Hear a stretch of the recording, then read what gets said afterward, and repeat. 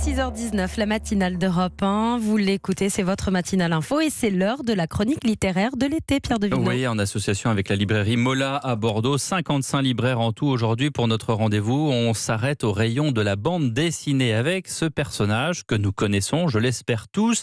C'est la BD de nos parents. Il aurait 81 ans aujourd'hui. Il a un habit de groom avec sa petite casquette. Vous avez deviné, il s'agit de Spirou. Et aujourd'hui donc Spirou.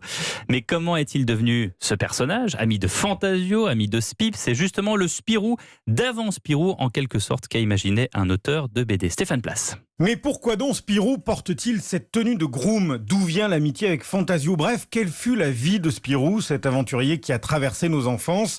Émile Bravo, petit, se posait déjà des tas de questions sur le personnage créé par Franquin.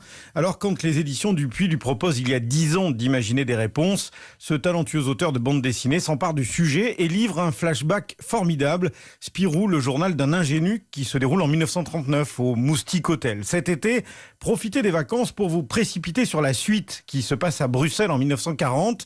Spirou, l'espoir malgré tout, album que vous recommande chaudement Fleur Catio, libraire chez Mola. Émile Bravo reprend le personnage de Spirou et le replace dans son contexte d'origine. Il va s'intéresser à tous les questionnements en fait qu'il avait déjà quand il était petit, c'est-à-dire d'où il vient, et il va nous donner des réponses un petit peu, peut-être c'est un passé fantasmé du personnage. Il nous replace aussi le personnage dans son contexte d'origine et donc on voit l'imminence de la Seconde Guerre mondiale, le danger en Belgique.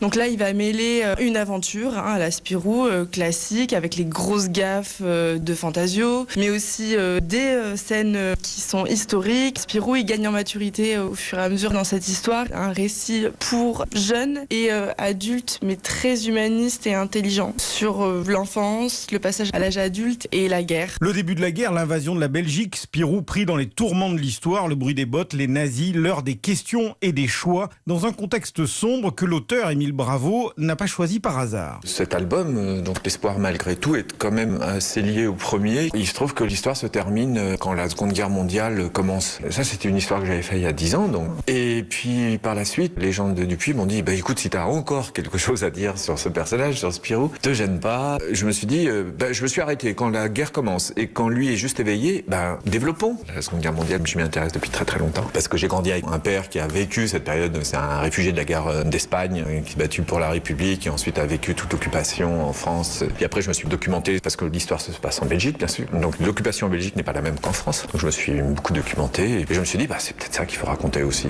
pour que les jeunes d'aujourd'hui comprennent ce que ça veut dire de vivre dans cette époque et de vivre sous un régime totalitaire, très dur comme a été le nazisme. Bon, et à travers un personnage aussi populaire que Spirou, si on peut faire passer ça, c'est quand même assez fantastique. Et bonne nouvelle, la sortie de la deuxième partie, un peu plus loin vers l'horreur, est déjà prévue le mois prochain. La troisième et quatrième partie seront publiées en 2020. Merci à Stéphane Place et aux 55 libraires de Mola à Bordeaux.